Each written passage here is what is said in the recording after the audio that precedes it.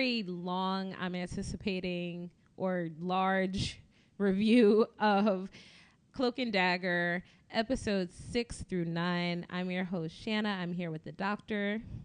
Hello. And also Parrish. What's up? And there's a lot to talk about because these episodes were pretty heavy. So we're going to just go episode by episode. And we're going to start with episode 6, Funhouse Mirrors. The little synopsis is that Ty and Tandy each meet someone living the life that could have been theirs for better or worse had they taken different paths without the rig explosion. So what did you guys think of Funhouse Mirrors? I didn't too much care for the Thai part, but I really liked the Tandy part with Mina. Mm-hmm. That was a more compelling storyline. I agree. I just felt like Ty dancing with the dark side. I'm like, oh, we've been there, done that. Wrote the cliff notes, but like Tandy doing her undercover thing was really interesting to me. Mm-hmm. Well, I think also because the subject of the episode was that they were both going undercover and they've chosen someone as their mark. That in and of itself is more of a Tandy thing. Yeah. Now, both of them got exposed. And that was, again, but even then, that was more compelling on Tandy's side because this is what Tandy does. Right. What I really like about it is that even when the two characters have little interaction in the episode, they make sure their stories always parallel each other. So even if they're not interacting, they're on a similar journey. And I think then that kind of,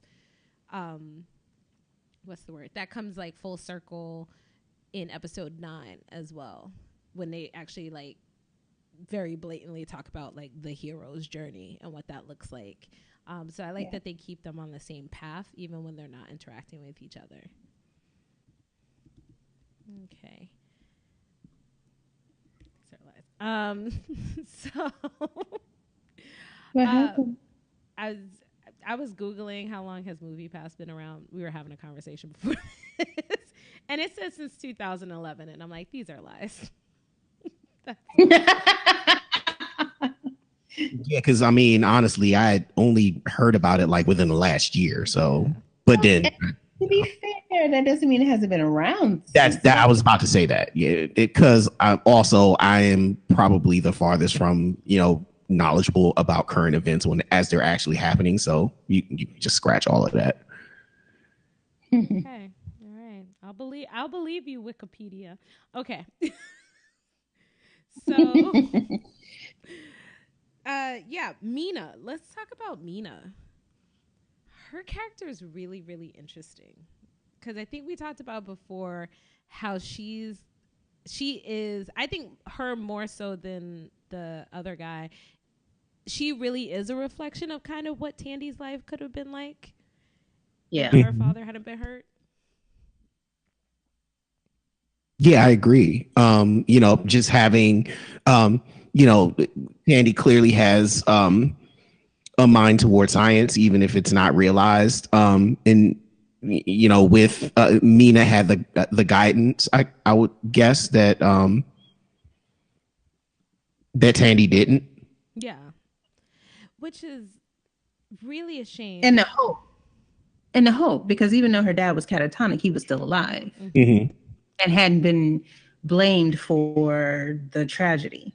And also the resources, because Roxxon, from the last episode, we learned that Roxxon paid for her education and then gave her a job. Mm-hmm. Right. Whereas they used Tandy's father as the fall guy. Mm-hmm. And then also it feels like while Mina didn't seem to have anybody else in her life in terms of, like Tandy still had her mom, but it feels like it'd have been better off if Tandy hadn't had her mom. Because having a mom who is addicted to drugs has actually hurt her more than being alone. Yeah. Mm-hmm. Also, Mina was a little bit older. I mean, there's lots of reasons, but it just feels like, you're watching it and you're just like, these two work really well together, even though Tandy is lying to her. They work really well together. They're both really smart. I love how like Mina was like, I don't know what's not, like, why isn't this working? Like, what's going on? And then like Tandy's like, isn't it like your plans say that it's supposed to be over here and it's actually over here? Maybe that's the issue. Mm-hmm. And then Roxanne, still cutting corners? Is this what we're still doing? You didn't learn the first time, huh? Why are people so horrible? Yeah, like you had a whole ass rig blow up, tons of people die, and you're like, you know what we should do? Continue to cut corners. I just like, is it really worth it? I guess it is. Like, I guess they have people who like run numbers on these things, and they're like, actually, it cost us less to just fix it later. They do. They do. Like these companies do have. They actually play the numbers. It's so disgusting. Because it's really like, what kind of a price tag can you put on somebody's life? And they're like, we've done the math, and actually, this is how much it costs. Horrible. I also love that Mina immediately figures out that Tandy is lying. It takes her all of a day. I know exactly who you are. Yeah. And this is the first moment of like a series of moments where Tandy really, has to confront the fact she's not as smart as she thinks she is, and not as cracky as she thinks she is. And I really like that. Yeah. Well, what I love is that her whole thing is she's a good liar because she puts the truth into her lies. That's what makes her able to connect to people. That's how she got away with stuff at the wedding, with like talking about her dad and all that kind of stuff. So that's what's good. But like Mina's like, I know these stories. I've met your father. Our fathers were best friends. Of course I know these stories. Yeah. So it's like the one time, like Tandy is actually really smart. It's just that Mina's smarter. Right. So I love that. And then on the other side, you have Ty, who's basically trying to be hard. Which was trying adorable. to be that word. Exactly. His voice, I think we talked about this voice. His voice is very high. And soft. So I'm just like, oh, baby. Oh, boo. You trying. Even if you wanted to hire, you ain't got enough bass in your voice for this life. You have to be one of those silent types that, is quiet because everybody knows he's crazy. But he's not. But he doesn't have that character. No. He's so sweet. At all. So he is, trying to get in with this drug dealer and figure out, how he ended up in this life, and why he's working with the guy that killed his brother. And then at the same time, you have the cop who, say what you want about him being a horrible person. He knows how to tie up loose ends. So he has O'Reilly on one side trying to figure out how his whole thing with the drug dealer works, and then he has Ty on the other side, trying to basically infiltrate the system and get some dirt on him. He basically sets up this drug dealer to get shot by O'Reilly. Mm-hmm. It's a brilliant plan. And it works. And it works. Yeah, and it works because it's like Ty sees it, but he can't say anything.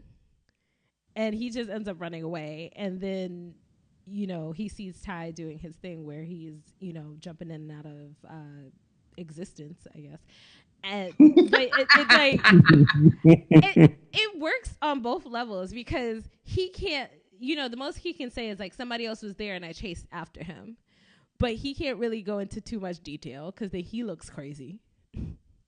But then also Ty can't come forward and say anything. Which gives me another set of questions when we get to get a couple of episodes further in. Yeah. So, oh God. And then the moment when they shoot the poor dude, and you realize like now Ty has seen multiple people get shot. Right. Can we get this baby some therapy, please? Right. For real.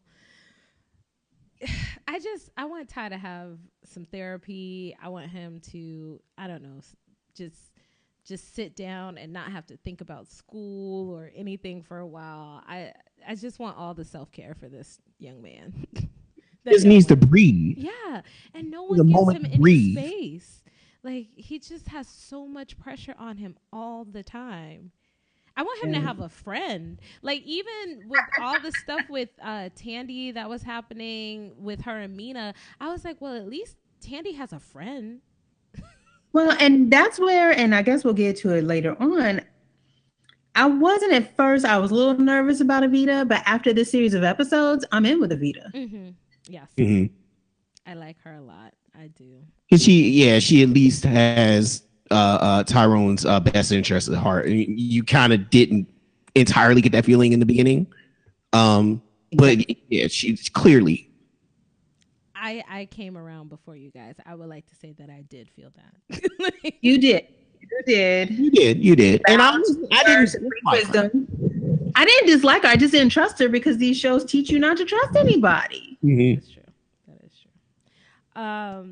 Yeah. So anything else on this episode? So we're getting this trend of Tyrone popping off at the mouth and me getting nervous. When he told Dwayne that he didn't have the heart, and my man was like, "Say that." He was basically like, "Say that again," and I was like, "Yeah, Ty, you can go. You need to leave." That's not something you say to somebody in his particular profession, right? Like Ty he needs to work on his mouth a little bit. Okay, here's my thing. When Ty is popping off at the mouth at other people, I'm kind of like, whatever. He began a little bit too big for his britches with his parents, and that's really my problem. Like, Ty, there's a part in a later episode where he snaps at his parents, and I'm just like, I know exactly what scene you're talking about. I'm like, wow, you just continue to, okay, all right. And nobody's just came across your mouth just once. Okay. All right. And and honestly, the scene with Father Delgado made me a little nervous too. Mm-hmm. Yeah. Yeah. He needs to calm the hell down. Just saying. Don't write a check your butt can't cash. That's it. Mm-hmm. Okay. The next episode, Lotus Eater. So this is another just trippy episode. Can I say that? Mm-hmm. Can I just say this was my favorite? I don't know what it was. It was so simple, but it was, to me, it was powerful. I loved this episode. Yeah, you and I in the same place. This is the episode I kept coming back to. I absolutely love this episode. I think for me, as much as I love this episode, and it broke me in parts, my favorite of the 4 that we're talking about was Ghost Stories, just because I really like those flashbacks. But Lotus Eaters, it's one of those, well, first of all, it's one of those kind of Groundhog Day. We're just experiencing the same thing over and over and over again. And I know like that's not always people's favorite things, but I love that in a genre show where they're stuck in a loop. That is just one of my favorite tropes. So this time they are stuck in Mina's father's head, in Ivan Hess's head. And basically they are reliving the breakdown of the rig. And what you see is that it wasn't just like an explosion. Something happened and everybody on the rig went crazy first. So because otherwise they would have been stop the explosion. Yeah, that's why the rig exploded, because everybody had gone crazy and was attacking each other and so stopped taking care of the rig. And then we also find out later that the rig was compromised because they had cut corners on it. And Ivan is stuck in this room and he knows he's in a loop and he can't do anything that changes.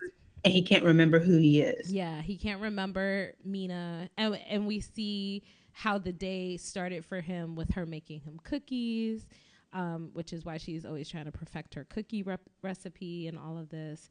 And it's just this constant loop. And he's stuck in it. At this point, he stopped caring because now he's done this loop so much. And here's the thing so when you look at Tandy's experience I get the impression that he's trapped in there because there was something that he was obsessed with and that he wanted to correct, and he eventually lost himself. I'm not sure that it was clear what that was, but you could see it happening to Tandy. And I guess maybe I'm just imposing that on the father's character. I really want to know what it was that trapped him in. The cookie. He knew something about the cookie. He was his anchor back to the real world, but the more he went through the loop, he couldn't remember who or what it was. He just knew that it was important. And she gave him a riddle. She was like, you have to figure out the ingredients. So I feel like it was the riddle of him trying to figure out the ingredient that would have connected him back to his daughter. Because back in, when Tandy tells him it's cardamom, suddenly he starts to remember everything. Okay, that makes sense. So I assumed that it had something to do with the accident, and it was staring me right in the face. It was the cookie. See, I thought the impression that I got was that he had tried, like he knew about Nathan's warning, right? So I figured that he had tried to fix whatever the issue was, but he was never able to get there. And then the more and more that he tried and wasn't able to succeed, the more disconnected he got from the real world. Mm-hmm. Exactly. Yeah. Because he says, I've tried this, thousands of times, and it didn't work. Well, I know you were going to say it was the three of us, but I always got the impression that it wasn't that it wasn't that shutting down the valves wouldn't work. It was that he couldn't get past all the people who were trying to kill him to shut off the valves. Which is why because we see as they're going through, Tandy and Ty are holding him off so he can shut off the valves. Because like she said, Tyrone had shut off the valves, but because they were inside of Ivan's mind, it won't wake him up. He has to do it. I also wonder, now going back to your point about like what was kind of holding him there, I wonder if in because we only know what happened in Ivan's mind version. I wonder if in like the real world he didn't even try. Like I wonder if he like just locked himself away and watched everybody kill each other. Yeah. So there's probably also like some guilt around it, which was holding him back. True. But yeah, so then Tandy, while they're in there, the phone rings, and when she picks up the phone, it's her dad. And I don't know about y'all, but tears immediately. Oh yeah, for sure. Like, as soon as that happened, I'm like, she ain't leaving. Well, no, and then Tandy did what Tandy does, which is like, Ty is all like, okay, like we got to get out of here. We're gonna, we can't solve this right now, but if we both leave, like maybe we can figure this out and come back and like help Ivan get out of here. And Tandy's like, right, got you. Let's do that. Okay, let's let go. 1, 2, 3, and like. Ty lets go and Tandy doesn't let go. And you can tell he's like, he can't get Ivan's hand free or nothing. She was holding on for dear life. He said, "Why are you such a good liar?" As if he wasn't the only one on the earth that didn't see that coming. Because he was the only one on earth that didn't see that coming because he's not that. Come on, Tyrone. I love Ty. Come on, Ty. I love. Okay, so let me say this. I love Ty as a character. Like I love all the characters in the show, but Tyrone is starting to annoy me in the way that dumb teenagers annoy me. Mm. He's just trying his best. Right. And you kind of have to take a step back and say, yeah, well, he's just a teenager. He's tried his best. But in the moment, I'm like, come on, man. I am not the person to ask about teenagers too. I'm just saying. So I'm gonna leave that. Sorry about that. I didn't mean to trigger you. It's okay. I just love it's not him. your fault. He was like, okay, we're gonna do this together, right? Okay, 1, 2, 3, and he came out and he was like, fuck her, damn it. Oh, you done messed up again, Ty. I don't know what to tell you. Dude, come on, man. Do better. I love him. I love him so much.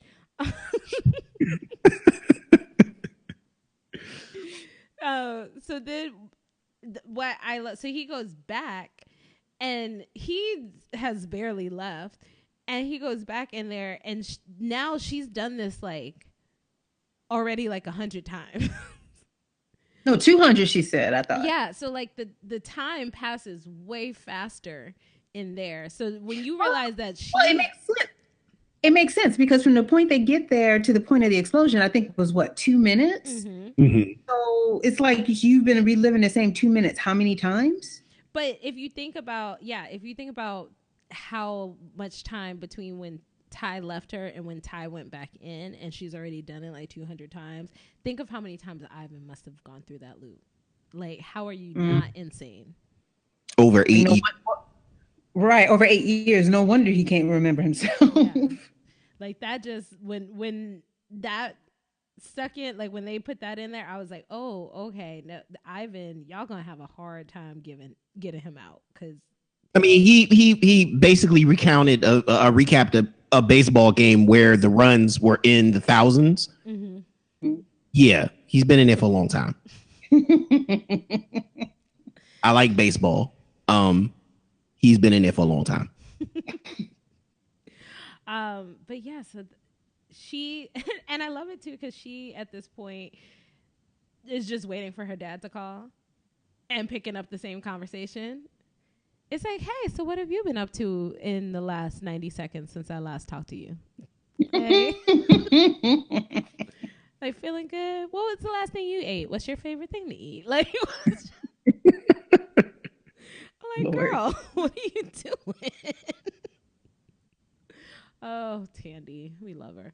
And so Ty basically has to try and pull her out. And I love it because he says, ask him something like only your dad would know, like not something general. Like ask him something. Not something Ivan would know because that was the Ivan issue. Wouldn't know. Yeah, he's trying to get it. This was part of Ivan's loop, not her loop. And so, and this is the moment where I like really broke when she's like, who's in the back of the car right now? As you're going over the bridge, he's like, no one. And I was just like, oh. Before that, though, so the last time we talked about how Ty, checked Tandy's privilege. That I had the opposite reaction this episode when he like dressed her down about her father. I was like, Ty, ooh, that hurts. Same, and that's why she called him out. Like, if it was your brother, your ass would be doing the same thing. And I'm like, yep, you. Yeah, that really bothered me. That he did that? Yeah, because it just did. I mean, I understand what he was getting at, but like, did you tell your dad that you're a junkie? Come on, man. Calm the hell down. Get down a notch. But I feel like you having a moment. You have to, though. She was gonna stay her butt in there. I get it. I know why he did it. It was just kind of like in that moment. She's talking to her father, Shanna, you have to admit it was a bit much. It was a bit harsh. They are in a mind loop. Like, I'm sorry. No. Like, you gotta do what you gotta do to get her out of there. Yeah, I get it. It's just No, I'm with Ty. Sorry. I stand with Ty. Like, he had to. That was the only way to get her out of that loop. Sorry. Oh, no. I got a pop up. I'm like, I set up a payment for my cable bill. I don't remember doing that, but okay. You did it. Good job. Sorry. Sorted. Anyway. Yeah. So that finally brings her back, and then Tandy, because Tandy knows Mina, is able to then bring Ivan out of his kind of complacency, and then all three of them go and they fight and get Ivan to, what is it, the valve? It's a valve. Yeah, you gotta hit the reset and shut off the valves. Yeah, so they're able to get him to it, and then they bring him out of his mind. Beautiful moment between Mina and Ivan seeing each other again. Funny moment between Ivan, Ty, and Tandy. He's like, who the hell are you and where's my child?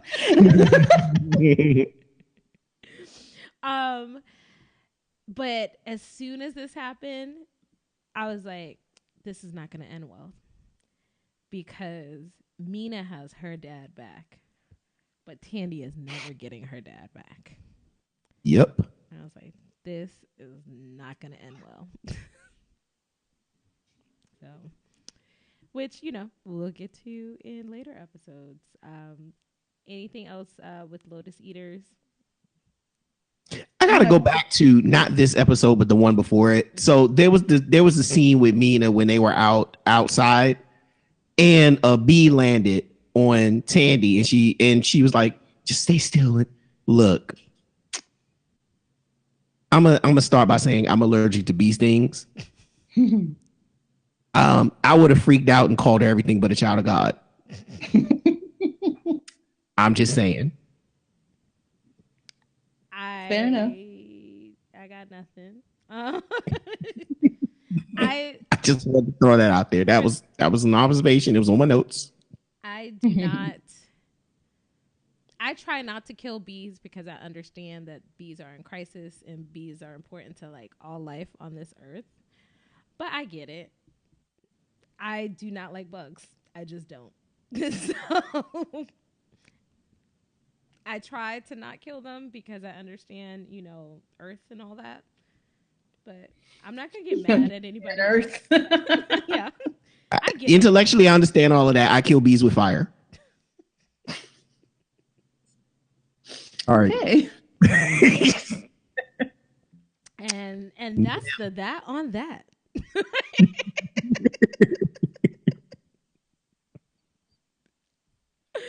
All right.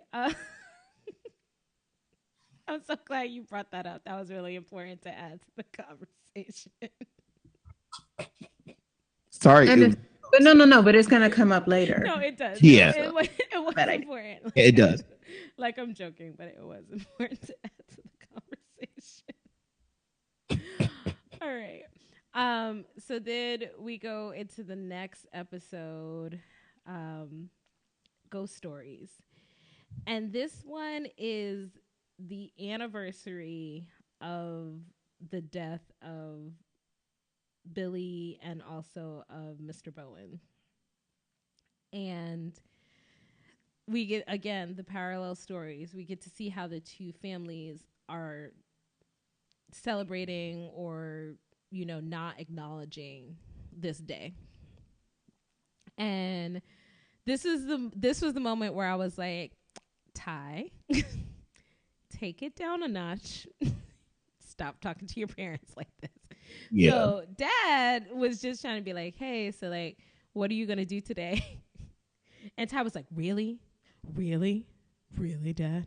I was like, why don't you? That was a moment where you could have took that bass out of your voice, sir. Mm-hmm. Yeah. And like, Mom is just kind of I guess, on autopilot. But what I really like is that we saw earlier that Ty's dad is trying to move forward.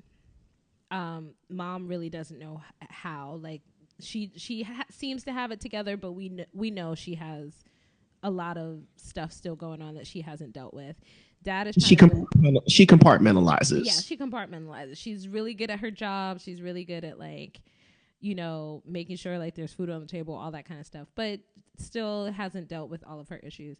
Dad is trying to move on, so Dad invites the Mardi Gras Indians over to work on their costumes at the house. He acknowledges that his friends have never been to his house since they moved, which I thought was really interesting. Yeah, he's like, we haven't had them over like ever. So they all come in and they do the like black people thing that they do when you get a little money. Oh, y'all uppity.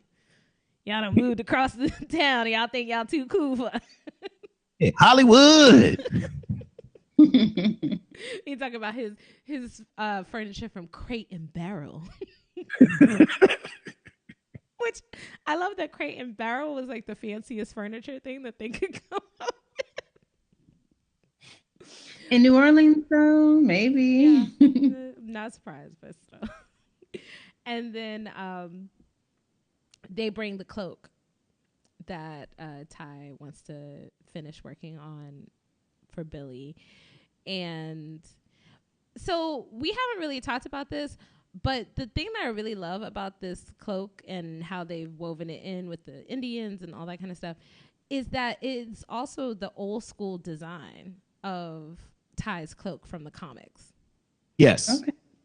So like the original cloak had that like navy blue and black stripe situation going on with it. So I really like that they've kind of gone old school with his cloak and found a way to like bring in that New Orleans aspect to it to kind of tie it all together. Yeah, and I had my doubts in the beginning, but it's turned out so well. Yeah. So I love the cloak. I think it's great. I love that they went old school with it. I love that the story is paying homage to the original comic. And then we see Ty's dad with the cloak, and he has his moment where he breaks down. That was hard to watch. That was hard to watch. And it was hard for Ty to watch. You could tell that it was the first time he's probably seen his dad really acknowledge it. Yeah. So. It made me think about honestly, it made me think about when my grandfather died, and I like the first time I like visually saw my dad like inconsolable, and it was just it was a bit much for me. Yeah, it's been really, this show is really great at hitting those emotional moments, because it gets dark later. But this is just a real moment of connection between Ty and his dad. And even with the other Indians being there, I like that they've created this community. Like, again, Ty still doesn't have a friend. I feel like a friend he can fully confide in. Mm-hmm. Yeah. But he has a community. And I think they've done a really good job of showing that he has people that are there for him. And then on the other side, you have Tandy, and her mom are like planning this whole thing. They clearly, remember her dad each year. But Tandy is also like, this is the day that I'm going to go into Roxon and, I'm going to get my revenge on these people. And she shows up at Ty's house, just being Tandy, pretending to be nice. Showing up on a black person's doorstep, like that's an okay thing to do. Yes. Just barging in, being Tandy, just saying all the right things. I love how she introduces herself to the parents and is just like, hey, like, yeah, you don't know me. My dad died on the same day. I just came to check on Ty. Like, saying all the right things. Tandy, yeah, we're eating breakfast and we don't know you. Why are you here? I love it. I'm glad you said it before I did, because she showed up at that door. I was like, how is this gonna go? Right. But I love it because she seems genuinely concerned about Ty, and you're like, oh, that's so nice of her to show up, and and then she walks out the door, and she has stolen Ty's mom's security key to get into Roxanne. But you called it. You called it. You said that they were gonna that her access was going to be a part of this. Oh, it didn't in the way you said, but you called it. I knew it was going to happen. I knew it was going to happen eventually. I just didn't think that Tandy was going to use the anniversary of their son's death to get into the house. I was like, now that's cold. And I mean, not for nothing.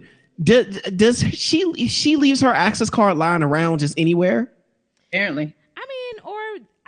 I know when I used to have a key card to get into work, I would put it either like right by the door when I came in, so I would remember to take it on my way out, or I would put it on the doorknob of my bedroom. Okay, because I would either put it in I take my a backpack with me every day, so I either slip it in my backpack or put it on my nightstand. Yeah, but I would never put it like out as you enter the house. That just kind of, I just kind of thought about that. Well, Tandy didn't get past the entryway, so wherever she keeps it, it's near the door. It's probably so she can grab it on her way out. Mm-hmm. So, Tandy, so much. One thing I did like was the parallels between the two families. So, like, Tandy has the most dysfunctional family, but they actually have a strangely functional way of dealing with the death of her father, whereas Tyrone's family like should be on a greetings card, but they have the most dysfunctional way of dealing with the death of Billy.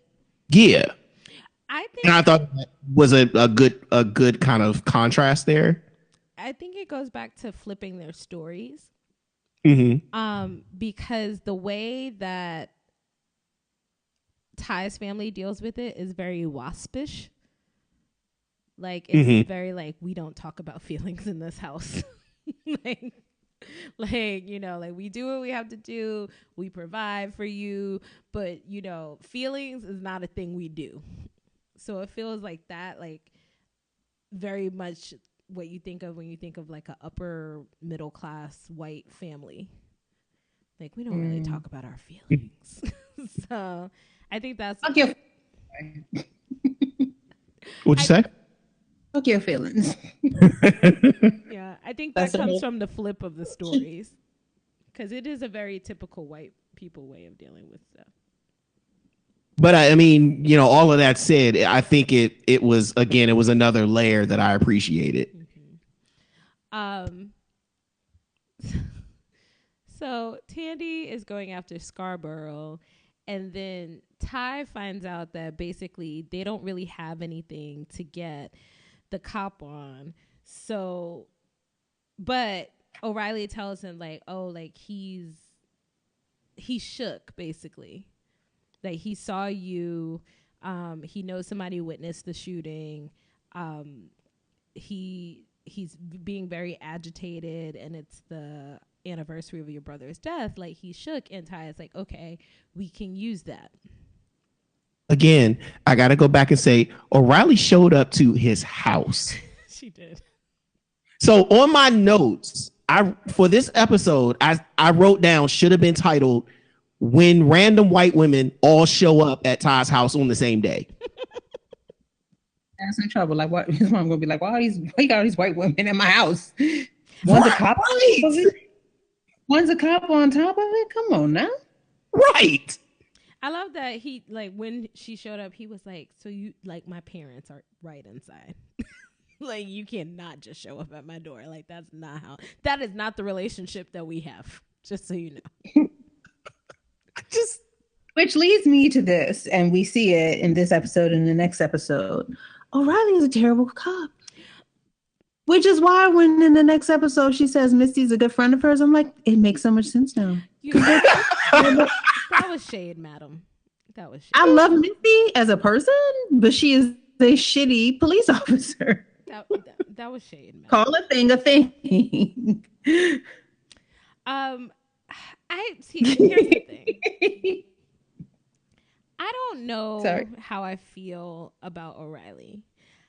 I know that I feel like her intentions are good, and I feel like she is like Misty, like her best friend Misty.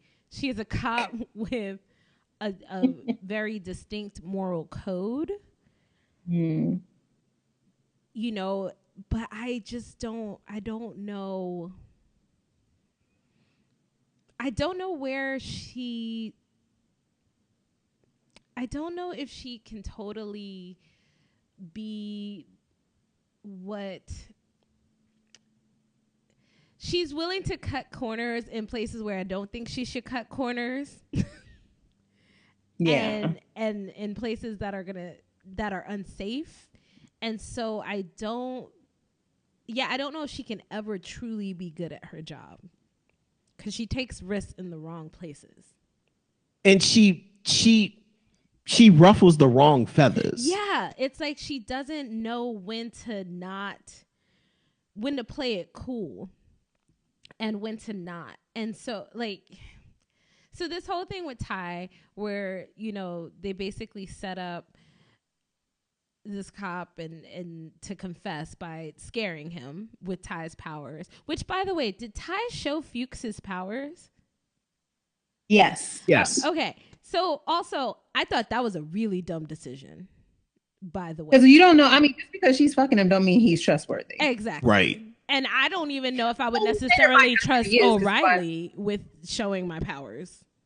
Right. Although we find out later that he is, because he ends up dead. Oh yeah, no, he's totally great. And we love him. I'm like, he's totally great. We love him. He's dead. Shout out to Gail Simone. Shout out to Gail Simone. Oh. Yeah, like we love him, and he's awesome, and now he's dead. So of course. In the refrigerator. They fridged him. They literally fridged him, which is actually my favorite thing about the episode. I was like, they literally fridged the dude. I love this. Shout out to Gail Simone, because she's the greatest. I love it. Oh, I didn't realize Fuchs was also on Underground. Okay. That's who? He was Lucas. Now I gotta look up and see exactly who that is, because I'm like, was he a bad guy or was... No, he was a good guy. Was white, so... I mean, he's white. Just what all the white folks in that show was terrible. He's white, but he was an abolitionist on the show. He was one of the good white ones. I think I tweeted at him when Underground was on, and he tweeted me back. He's good people. We like him. Sorry you're dead. But I gotta say, it was the most amusing death I've seen in recent memory. I was at a conference. I was in my hotel room, and I almost jumped up on my bed when I saw that refrigerator. That's how excited I was. Well, it was when she walked towards the fridge, to open it. I was like, oh shit, they fridged him. Yes. But okay, we gotta hurry up and get to it, because there's something that's irritating me. So okay. Is it in the next episode or is it in this episode? It's in the next. Okay. Episode. So Tandy goes to get Scarborough, and she just, she does her thing. She whips out her daggers. I love that Tandy is so efficient with her powers now. Yeah, she's getting vicious. Like even the last episode when Ty was talking to her and she threw that dagger across him and hit that zombie. Mm-hmm. Yeah, she's a beast with daggers now. She's a beast. She's like I got this on lock. Like, Don't play with me. Like her power level goes up each episode. Ty is still just trying to figure out how to jump. And like she's like, my power level is off the charts. So she finds out what she needs to find out about her dad, and basically like they set him up and that he wrote this memo that they've been looking for this whole time, that he had in a safe deposit box, that basically was like, yeah, stop fucking cutting corners, something's gonna happen. And that whatever this energy is that they're mining also plays on people's fears, which I think is interesting in terms of their power set. Sorry, I'm like, this was like in my mind. So Tandy can see people's hopes. And then also in the next episode, we learn that she can kind of take their hope away as well. And then Ty sees people's fears. And from the previous episode, it looks like he can amplify those fears. Yeah, he can amplify. He can also. It also seems like he can drain their life force as well. Mm-hmm. So I'm wondering. So it really, like, at first I thought Ty and Tandy's powers were like opposites of each other, and now I'm wondering if it's all just fear based. Because I think it is. Yeah, because she sees their hopes, but she can take it, which in turn like turns into kind of like fear and paranoia, it looks like, and anger. Mm-hmm. And then apparently whatever this energy is, when people touch it, it just causes them to turn into these like crazy like fear zombies or whatever. Mm-hmm. It would be cool if Ty's power could actually take people's fears away. And he just doesn't know it yet because he's still kind of slow. So, I don't know. Hopefully we'll get there. We'll see what comes out of that. So, sorry, now I forgot where I was. Oh, yeah. So, she talks to Scarborough, and he's basically like, I can give you money, you know, to keep quiet about this. And she's like, I don't want your money. I want to restore my dad's name. So she doesn't take him up on it. Ty and O'Reilly, they get their footage and are able to arrest the cop. And this is why I mean that she's a stupid cop. She should know that wasn't going to hold that man. And she did not prepare him at all. Mm-hmm. Yeah, I was just like, I don't know why everybody thought we wrapped this up with a nice, neat bow. I mean, there's so much about that evidence that's questionable. Well, my question is, how much did they actually record? Because, I mean, he was like showing his powers. You know, that was like the whole way that he got the confession. Like, so is the back end when he was sitting there talking to him, not all the jumping. Yeah. Okay. But then even with that, my thing, and this is what we find out in the next episode, which his parents had suspected, is if he is being helped by somebody higher up, why do we think any of that was stick? Thank you. And you guys are where I was irritated by O'Reilly and his whole situation. If they disappeared that dude, and O'Reilly, you know they disappeared that dude because you said it yourself, he moved to Vice. Mm-hmm. Then you know that he's connected enough that nothing you do that night is going to be enough. You got to build a case. Especially because the other people involved know that they're going to be implicated. Like, why wouldn't you think they don't have some sort of backup plan? I mean, clearly they're not putting all their eggs in this dummy's basket. And then on top of it, I just feel like once Fuchs showed up dead, like, why aren't you talking to Ty? Like, why aren't you know, protection for him? Yeah, some protection for him. This is obviously much bigger than you thought. Even if you didn't anticipate it in the first place, like once Fuchs turns up dead, I don't know, get out of Dodge, something. I don't know, like. Yeah, I mean, yeah, everything, all of that.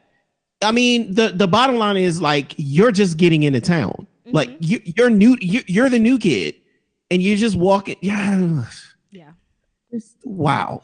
I just it really hurt my feelings because of so they have that happen. They're like, cool, wrapped up with a bow. Everything is awesome. Tandy's like, cool, gonna clear my father's name. Then they go and have this ceremony on the beach, and Ty and Tandy touch her mother, and revelations. So Scarborough was like, you think your dad had such a good name? Like, how well do you know your dad? Which you knew as soon as he said that. You're like, oh shit, her daddy did some fucked up shit.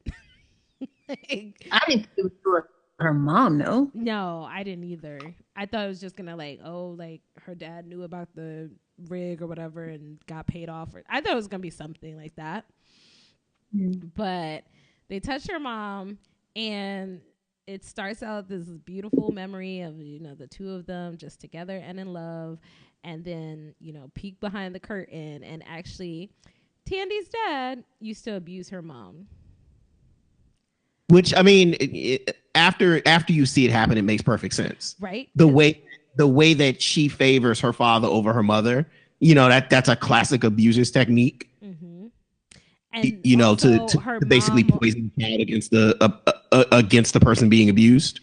And her mom already having been on pills before the dad died. Like, we thought like, oh, Tandy's dad is the responsible adult. He's the responsible parent. No, she was probably on painkillers because she was getting beat all the time. Yep. So now this leads us into the last episode, episode 9.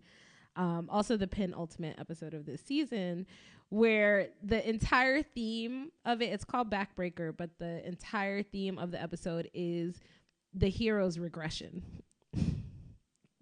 which I thought was a great way to organize this episode.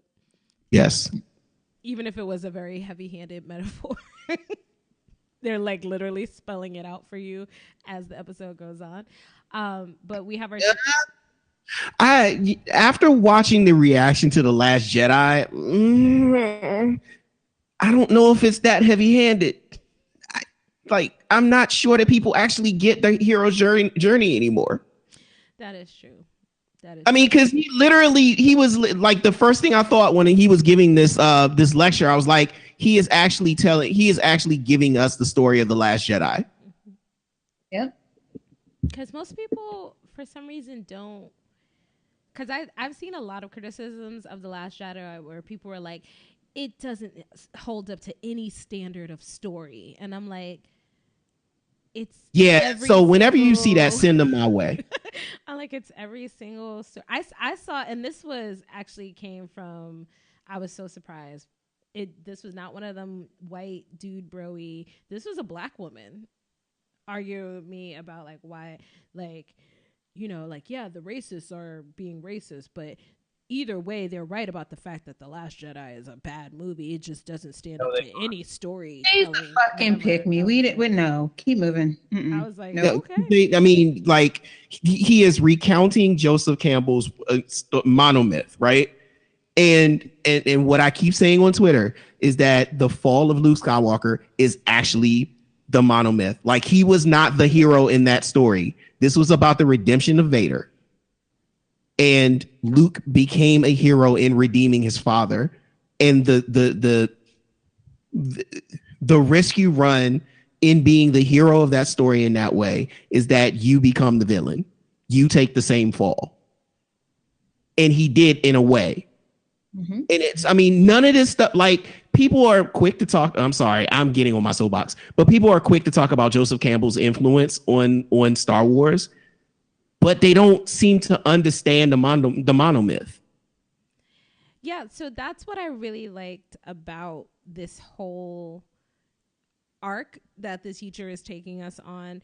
Also, I just like on a high school show where you actually show the kids going to class sometime. I appreciated that.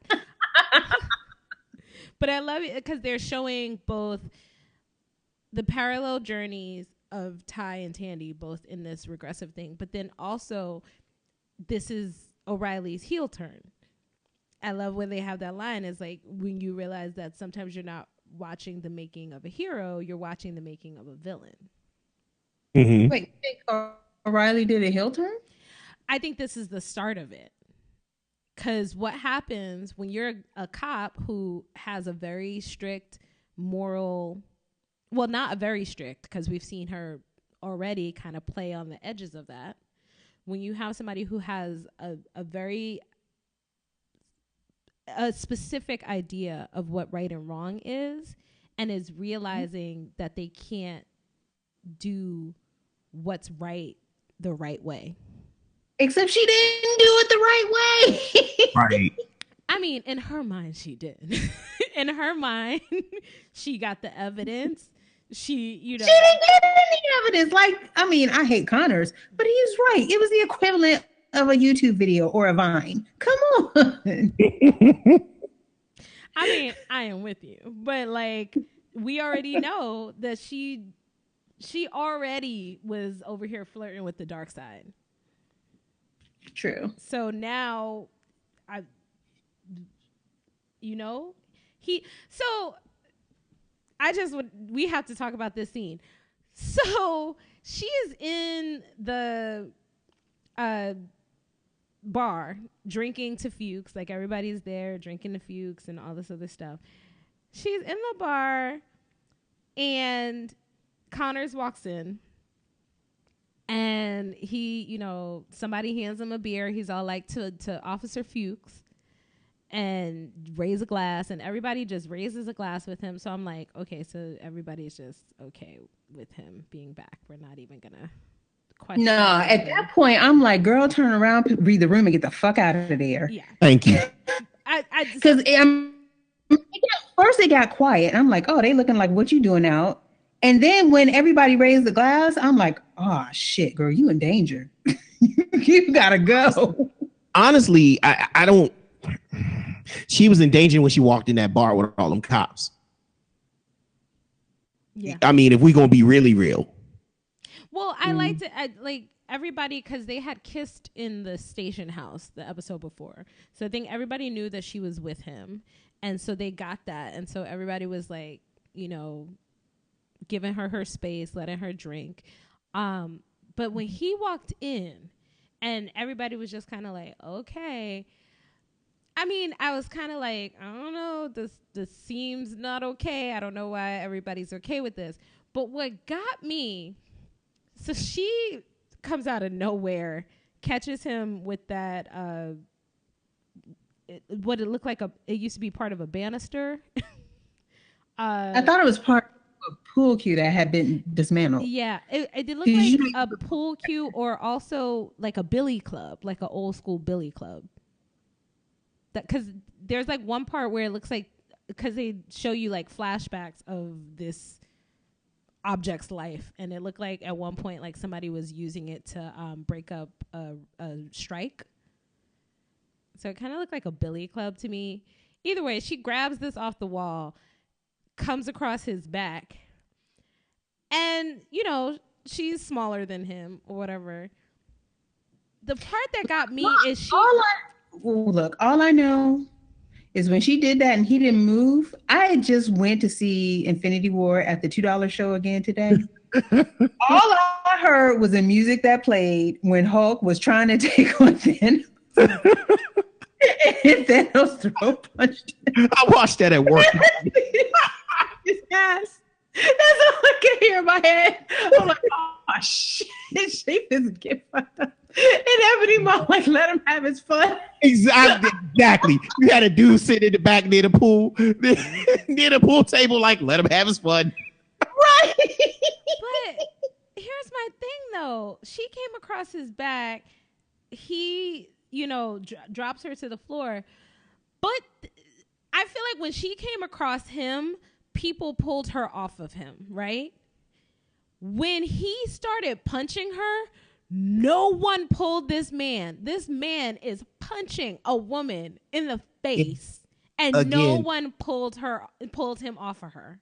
I'm sorry to say this again, but she was in danger when she walked in that bar. She was a cop that turned on a cop.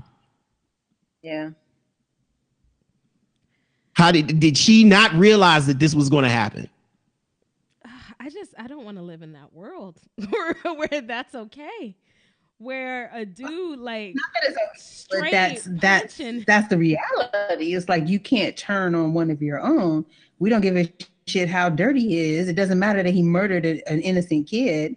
He's one of us. You do not turn on another cop. There were 2 black cops that were talking in the background about Fuchs, and one of them was a woman. Like, I'm sorry, but when he was punching her in the face, I was looking around like, where's the sister? Is the sister not gonna help her out? Is no one gonna help this woman? She left Misty in Harlem. Lord. Lord, y'all. I was not okay with everybody just letting him beat the shit out of her. I mean, none of us are okay with it, but like I said, I saw that coming. And like I said, all I heard was that music that played in Daniel monkey ass. I'm like, you need a Heimdall in your life, O'Reilly, because damn. Yo, sitting right on back to Harlem on the way to It's not all right, you guys. It's not all right. Oh, I'm going to hell. Yeah, so that happened. Oh, and so then Ty is regressing because they tell the parents, like, hey, we're reopening this case. There's new evidence. This cop confessed, but we don't really have anything to hold him on. So it could go either way, but we're looking into it. We've suspended him with pay, as we are wont to do. Exactly. Which is right. Everyone's favorite thing, suspension with pay. That's, really a vacation. Yeah, you give him on vacation. It makes me so angry. And then what I really like is the conversation that Ty has with his parents, where they're basically like, he's like, I was right. Like, y'all treated me like a heart, like I made everything up and like I was crazy. Y'all gaslit me, but I was right.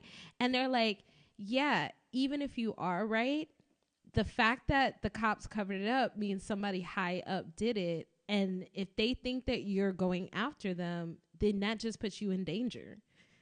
So they're like, they basically told him like, yeah, we gaslit you on purpose. Mm-hmm. To save your life. Yeah. To get your ass in the car. Right. And that was where he also got uppity again. And I was like, ooh. I feel like had his mother been closer to him, he would have lost his life. Exactly. Exactly. Yeah. So Ty is basically angry, which we've said from the beginning. He's been angry. He hasn't had anybody to really talk to. He's holding all this guilt, but now he's visibly angry. He's ignoring Evita. And then him and the priest get into it. Which, by the way, priest holding up the books, that wasn't a great way to get through to him anyway. Just I question. I'm not methods. That. What? Remember, I went to Catholic school for 12 years. I'm not commenting on that. Okay, I was like, I don't feel like this is the best way to get your point across. I'm just gonna say that. like, I don't think this is helping anyone. And Evita is trying to talk to Ty because her aunt has been doing her voodoo, Vodon stuff, and she's basically like, Roxanne is about to fuck. There's about to be another major incident in this city, and maybe Ty and whoever this other person are can stop it. But, we don't even know who that other person is. And so Evita is trying to figure out if Ty already knows. Like, basically, she has to be like, I know about your powers, and I know there's someone else. Can you tell me about it? But Ty doesn't want to open up to anybody right now. So Vita to come up and say, "Is there a white girl in your life? Who this woman? Really, is there a white girl in your life?" Sorry, guys. But that was the reaction she kind of had on her face, though. I loved it though. Yeah. So while all of this like is going on, Tandy decides. I like when they talk about regression. Tandy is basically trying to go back to her old life of just being ain't shit. Yeah, just being a thief, and and having her partner. So she finally bails Liam out of jail. Oh no, you jumping ahead. You jumping ahead because in the beginning we see her stealing people's hopes. First, this random mark. Mm-hmm. She gets high off of it. Mm-hmm. Then because she's pissed because Mina has her dad and her dad is a decent dude and they keep talking about her dad being a decent dude and she knows he's not. She steals Mina's hopes, which leads Mina to do something we'd never see her do, which is to kill the bee. Mm-hmm. Yeah, Mina became me. Yeah. Dude. Well, I just like in terms of like the regression, it's really interesting because she basically, I like it because like the teacher says, the hero can't ever really regress because they've changed so much.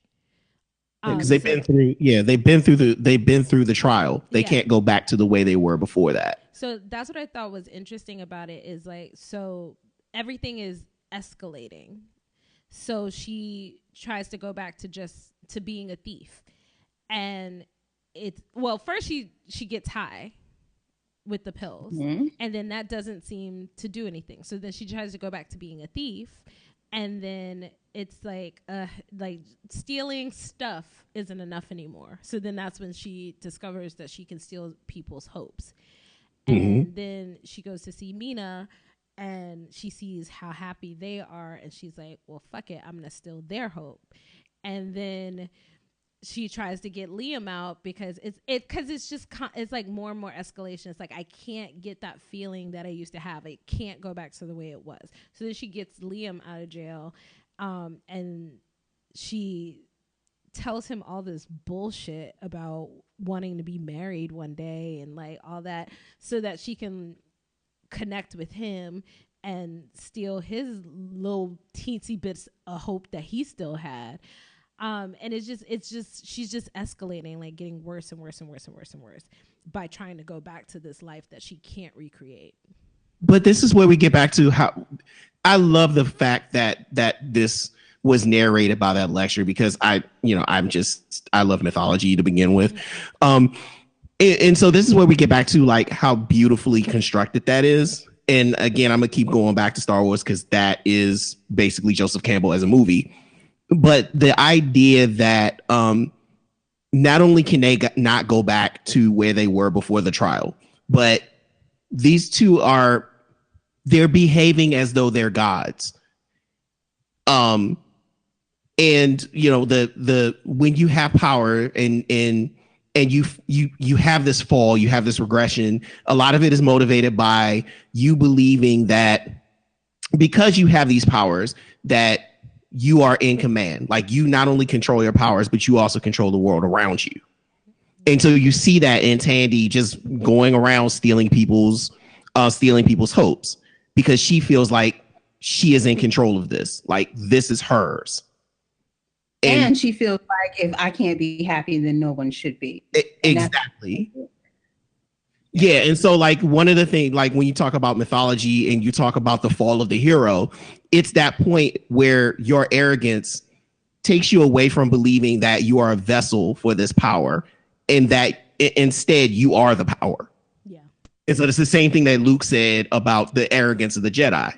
They believed that they were the Force. They weren't a vessel for the Force. And so I just thought it was very beautifully. This show is very well written. It was very beautifully constructed the way that they did that episode. Yeah. I agree. I think the writing the writing is amazing on this show, and the places that they'll go. Like, I think that's why it gets us so much. Like when Ty calls out Tandy, or when Tandy calls out Ty, because you're like, ooh, like those are real. Like, you can't take those words back, even though they're characters. It's like they hit you really, really hard. And so when Tandy comes to confront Ty, and you're like, it's all falling apart. Like, everything we've built over this past 8 episodes is falling apart. And I think it's an amazing place to take your show one episode before the end. Mm-hmm. Can we talk? Okay, can we? I'm here to preach the gospel of our Lord and Savior Evita. Can we talk about girl when she was basically pulled a Tony Stark, like, this school and this man is closed today. Go home. Well, I like Tiny and girl. She's like, hi, hey, friend over here. Ty's kind of having a rough day, so can you not right now? Thank you. Nice to meet you.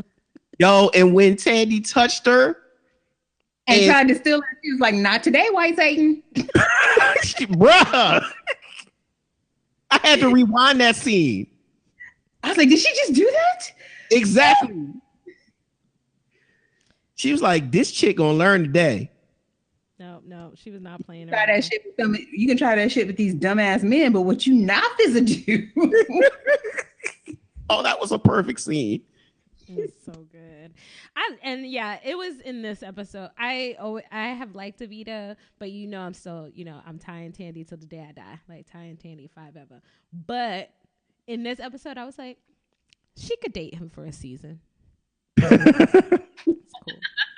They could be together. You won me over. Yeah. I like that scene. That scene. When we walk away from this, like when you talk about single scenes, that has to be the best scene in the show, in this season. Look, because Tandy wasn't ready. She's like, wait, you can see me and you can stop me? We weren't ready. Nope. And I was like, wait, she can see her and she can stop her? Yes. Mm-hmm. She's not playing around. And I loved it. Because also Tandy, so this is the other thing. When Tandy takes these hopes from people, it seems like, she's leaving them with nothing, essentially. Like, I don't know with Mina how intense it is, but we saw her kill the bee. But Mina seems like a very optimistic, hopeful person. So I don't think Tandy can maybe take away all of her hopes with one thing. But I'm like, Liam had maybe one tiny hope. Yeah. Well, and with Mina, honestly, I feel like she did get her, because when we see Mina later, she's not as passionate or as enthusiastic about her work anymore. Mm-hmm. And I feel like even though she's got her dad back, her work informed very much who she was. Mm-hmm. Yeah. I really want to see what the aftermath of this, like Tandy taking people's hopes, looks like. Well, I mean, we got a taste of it with Liam because, took her money. I said Liam fucked up her place and took her money. Yeah. Right. Which made sense to me. Like, in terms of, like I said, Liam had one little tiny hope and she took it. So I can see. So he has no tie to her anymore. Mm-hmm. Right. But I really want to see what that means for somebody like Mina, who has a lot more going on. And if that although Mina about to die, so we may not get to see what that happens. Poor Mina. Mina's been through it. So yeah, I just want to see how it manifests in different people, because I also wonder about like that guy that she stole from. Because remember when the first guy that she stole from found her? Yeah. So yeah, I'm just wondering. The other thing that really interests me about Evita, the interaction with or the confrontation with Evita and Tandy, is so it follows the path of the Marvel Cinematic Universe in general. So like they went through the pains to make spirituality a science. And so like there's no there is a inherent tie between, say, Iron Man's suit and the realms in which Doctor Strange inhabit and the realm of the gods that Thor inhabits. Like it's all science. And so what I find very interesting is that these two characters have this power that, or at least on the surface, comes from scientific means. And Evita was trained in the spiritual realm, if you will, in that those two powers tie together. So I asked that when I was at San Diego Comic-Con. I talked to the showrunner, Joe Pakaski, and I asked about that. I was like, so it was really interesting because he was talking about how these the more research they started doing about New Orleans, they were able to like really bring that in, and it made a lot of sense with the stuff they were talking about. And I was like, so with the whole voodoo thing, like, you know, there seems to be a spiritual side to all of these powers. And so he said, like, what we've seen before in Thor is just, you know, magic is just science that hasn't been explained yet. Mm-hmm. So I mean, and I know a lot of people did not like the first Thor, but Thor tells Jane that when he's explaining the 9 realms. Mm-hmm. And I love the first Thor.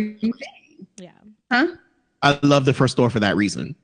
Oh, I did too. I didn't have a problem with the first Thor, but a lot of people did. But he tells Jane that very thing when he's explaining the 9 realms and how people travel between them and stuff like that. Yeah. Yeah, because it's the old. I think it was Arthur C. Clarke that you know said that, you know, to I think it was, I'm paraphrasing, a sufficiently advanced race, their technology would be indistinguishable from magic. Mm-hmm. Mm-hmm. And so, yeah, I think that's really what they're looking at here is like whatever Ty and Tandy's role is in this cycle, yes, there seems to be this spirituality and this like unexplainable component to it, but really it's unexplainable because we haven't figured out how to explain it. Mm-hmm. Yeah. So. And I like the fact, like, you know, going back to the whole thing about this being taking place in New Orleans. So, you know, the first thing I thought when I saw those, what do you call them? The agros, or I think didn't he call them agros? To me, they're like the zombies in 28 days.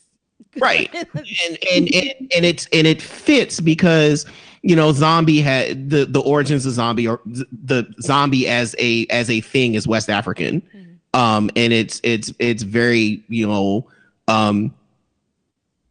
it's a very, you know, a fairly large component of like Haitian folklore. Oh my God. You just reminded me of one of my favorite movies that is underrated, Serpent and the Rainbow. Mm-hmm. Yeah.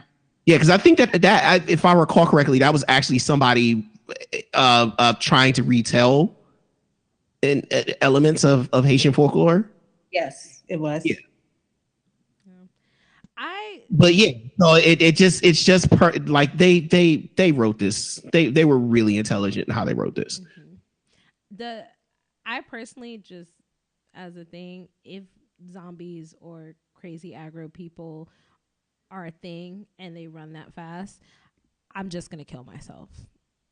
I've said this over and over again, and people laugh at me when I say it. I don't want to see after the apocalypse. Okay, I don't have the range for that. If zombies come, take me out. Yeah, just kill me. I can't get after the apocalypse. I can't get internet. I can't get air conditioning. I can't get mushroom risotto. I'm out. Mushroom risotto? Is that really what it is? Like, that's your thing? They can't do it. No mushroom risotto. I love the hell out of risotto. Okay. I have a problem with risotto when it comes to. My thing is just if they're fast. Like, if we're doing our traditional George Romero slow zombies, I'm down. I could do that. I could outrun a slow zombie.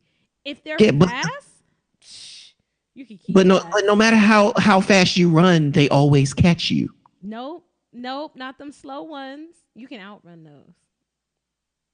But they catch you in the end. The whole point of the movie. Moving on, because we got a lot of feedback. Come on. I don't even remember where we were. Jesus. We just finished talking about her stealing our hopes and dreams. Avita being the goat by telling White Satan.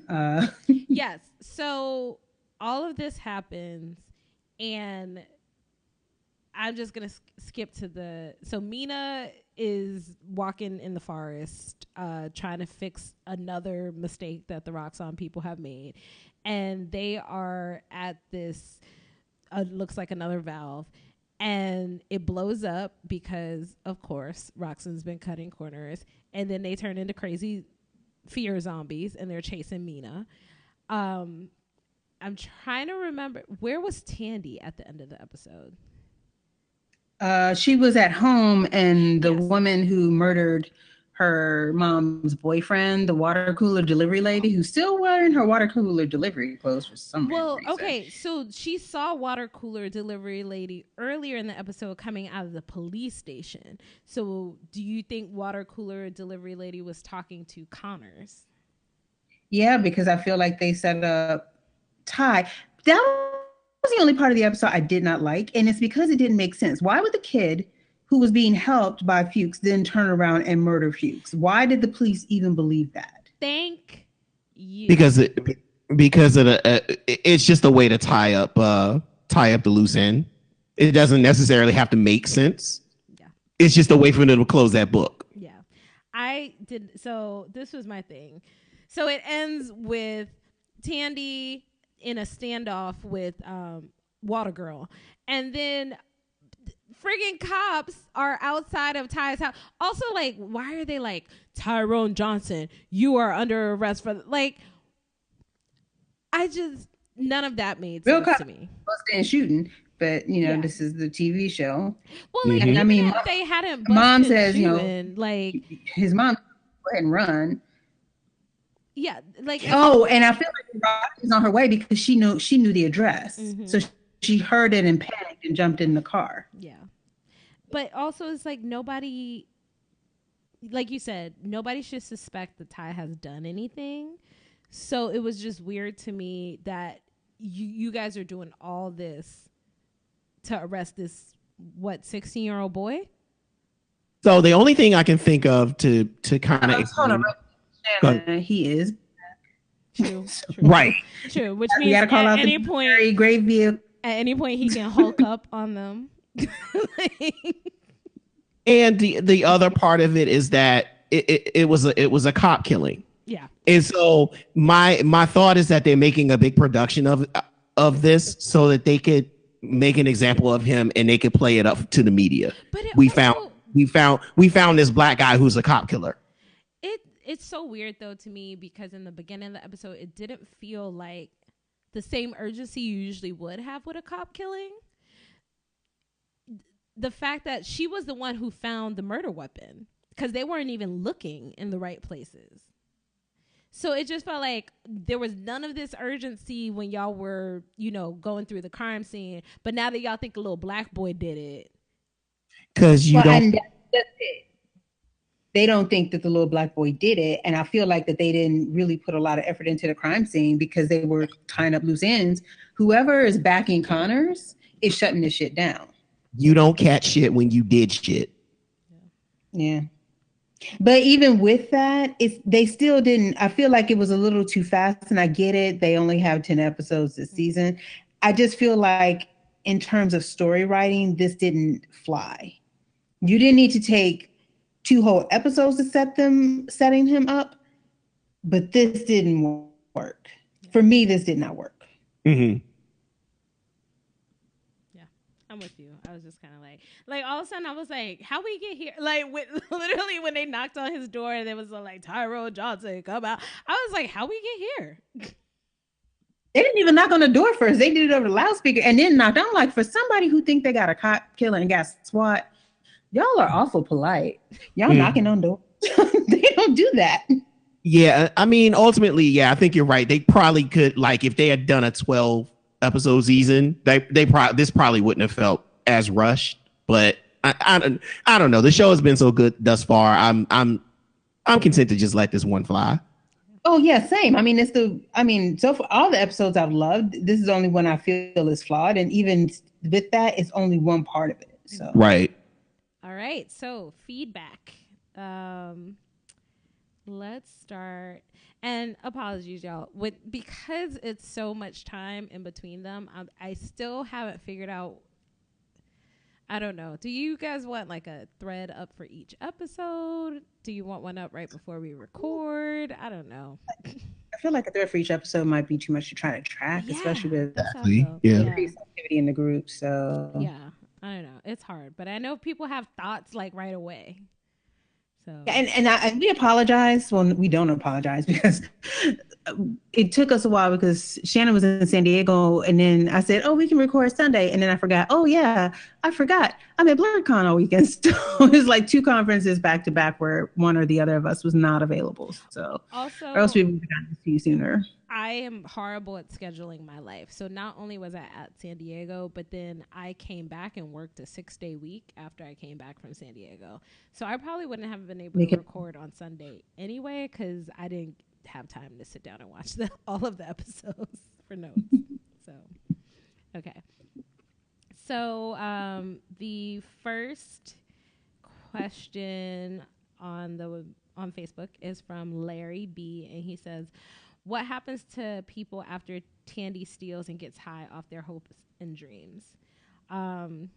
So we kind of already talked about it. I think she takes away their hope, and instead that turns to anger and fear. Do you guys have any other? Emptiness, kind of. Because I really felt like Mina was walking around like she was empty and lost after that. Yeah. Yeah. And then, which Anton also replied back to, that she took them away from them and they no longer think that way. They're no longer hopeful. Okay. Manuel L says, these cops are the worst, but so realistic. True. Yeah. True. And in the grand tradition, like the doctor said, in the grand tradition of Marvel MCU women cops, they're also bad at their jobs. Because I'm also now remembering Homegirl from Punisher. God, she was bad at her job too. Yes. Like, why is female law enforcement in the MCU so horrible? Why are they just not good at their jobs? Oh.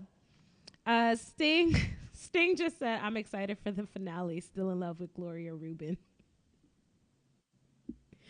You and everyone else. Okay. Anton says, knowing about Cloak's powers, I hope the worst comes for Connors, preferably in the form of Mr. Jip, who Tyrone saw in the nightmare of Dwayne's friend. Remains to be seen in the season finale if my theory about who Connor's uncle is, along with Rick Cotton's uncle, is true or not, along with other stuff established about Roxanne. What's your theory? What's your theory? I thought his uncle was the police captain that we saw in that one episode. Yeah, because I thought that's the call-in too. Yeah. Okay. I would tell us more. Send more info. Sharabi says, this show has been great and Tandy is wild. Shocked Ty didn't get slapped when talking about his parent or to his parents. Crazy bunch of episodes. Can't wait for that finale. Same. And I think we all have acknowledged that Tyrone does need to be slapped. Yeah, but I think going back to your point though, so it makes sense for that particular family, even though it doesn't make sense to any of us watching this. Because there are moments where yeah. Okay. And then we have an email from D. There's quite a few comments here. So how about we do this? Doctor, I'll have you pick a number from 1 to 13. 12. Okay. When the cops showed up, why didn't Tyrone just teleport away instead of going through the back window? I feel I've gotten the impression, especially watching these last few episodes, that his cloak has a big impact. And I don't know what it is about the cloak. I don't know if it's the connection to his brother or something that's grounding him. He seemed to have a lot more control over the teleporting, like, and where he was landing with the cloak than without it. So if he teleports without the cloak, he can land up in the back of the squad car, or he can land in front of the house where all the cops are. And he didn't think to grab the cloak because he was panicked. That's my theory anyway. Yeah, I think not right. Yeah, I think the cloak allows him, at the very least, allows him to focus his powers. For what reason we'll probably learn in the last episode, but I think you're spot on with that. For me, I think it's less about the cloak and more about the fact that he was panicked. I think his first instinct is to run, not to teleport. Yeah. All right. Hide under a blanket. Parrish, 1 through 13. 7. I was gonna say, but not 12 because I picked 12. Okay, this one. Those other cops were just standing around where Connors just beat up a female cop. That is not cool. Thank you. I told you it was Ebony Maw. I'm sorry. I have such issue with that. Like, So do I. There was the one I thought at least the black female cop was gonna step in. Like, it was one thing, I hate to say it, and this sounds terrible. It was one thing when he hit her back, but then when he held her arm and was just not gut checking, but punching her in the face like she was just some dude on the street. I'm like, oh, this is gross. I was like, how are y'all watching this? And then he came back around and kicked her in the stomach twice. Yes. Yeah, it was rough. It was definitely fucked up. Yeah. I just, yeah. That's what I'm saying. This, I'm just gonna, because I like this comment. The ability of Evita to kick Tandy out of her head needs to be explored. I'm hoping that will be explored, why Evita, but I think also the difference might just be the fact that Evita was able to recognize what was happening to her. Like, usually when Tandy uses her powers, people don't know what's happening to them. Like, you know, with the guy that she was robbing at the beginning of the episode, he was out of it. She had drugged him. Like with her mom, like other people, like they just don't know what's happening to them. And I think the difference is that Evita was able to recognize what was happening to her, so she was able to stop it. But I think being able to recognize it is one thing, but she forcibly pushed her out. Mm-hmm. Like, and that to me makes me believe that there's something else there. Like clearly she, you know, she grew up with a priestess. Mm-hmm. So, and, you know, paying attention to their conversations with one another. I mean, it's clear that she knows a little something about a little something. The question is, you know, how much does she know? And you know, I'm sure we'll find it out, at least part of the answer this week. Yeah. Tandy was shooketh. I know that much. When Evita pushed her off, she was like, wait, hold on. What's going on here? Like, no, what? She's like, wait, first of all, never told me no before. Yeah, like she's like, first of all, you interrupted me when I'm trying to talk to Tyrone, and then you're like able to kick me out. Like, who are you? I actually can't wait for Tandy and Evita to have a real conversation. That should be very interesting. All right, anything else you want to talk about? No, I think we covered it. What are you guys excited for in the finale? And I'll go back and say, I really love the pacing of the show. Mm-hmm. With the exception of the thing that we talked about with the police coming to get Tyrone. I mean, bravo. They really have been able to make this story flow, you know, better than I was expecting when I saw the first couple of episodes. Mm-hmm. I'm ready. I really want them to go ahead and close the loop on Connors. I really don't need him next season, to be honest. Yeah. Yeah. I need to see how this standoff between Tandy and Water Cooler Assassin Lady is going to end. Yeah, those are the highlights. They could wrap up both of those storylines. Like, I don't need. Yeah, I mean, Roxanne is always going to be around because it's Marvel, but I don't necessarily need her to be, chasing Roxanne around. Mm-hmm. I don't need Roxanne to be a big part of the story beyond the season. Oh, see, well, no, Roxanne will be because of what's going on, what they're doing. Yeah. I'm just saying the police investigation with Connors, that can be done. Yeah. Mm-hmm. So that I was looking at the season 2 announcement and the poster for that. Mm-hmm. So I'm excited for 2 things that I think are going to be set up in the finale. One is whatever this big natural disaster is that Cloak and Dagger are going to have to hold back or stop. And then the other is, so if you guys haven't seen the season 2 poster, it says season 2 will be mayhem, and mayhem is in bold letters. So that is definitely a shout out to some things that I think are going to go down with O'Reilly in the finale. Okay. So I'm ready for that. I'm basically ready for them to set us up for season 2. Yeah. Agreed. All right. So we will be back next week to talk about the finale. I can't believe it's over already. But also at the same time, this summer has been weirdly busy. Like, I thought it was going to be a break. And I feel like we've done a million things. So it'll be nice to have a break. I'm putting that in quotations again. But because you'll find something to do. Yeah. And we'll always find another podcast or something to put in the mix that we shouldn't, because we should all take a break. But here's the joy, people. You got to hear us all summer. Yeah.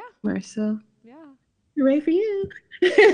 Also, shout out to everyone pretty much involved with the network, because we put out more articles in the weekend of San Diego Comic-Con than we've ever done for the entire run.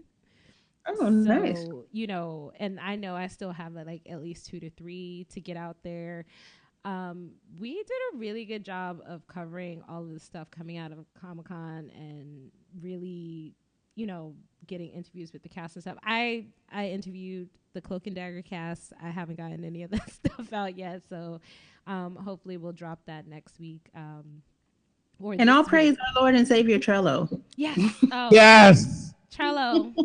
Waiting on the sponsorship, Trello. Just saying. I just got myself situated in Trello, like after SDCC, and oh my God. It's great. It's greatness. Mm-hmm. So, yeah. Get on our level. Get on our Trello. Yeah, it's been wonderful. So, shout out to everybody for like working hard. I know this is supposed to be everybody's summer vacation, but everybody's been really working hard, and I appreciate it. Yeah, so we will see you next week to talk about the finale and, see what happens. Will Ty get slapped? Will he end up in jail? Will Tandy catch these hands?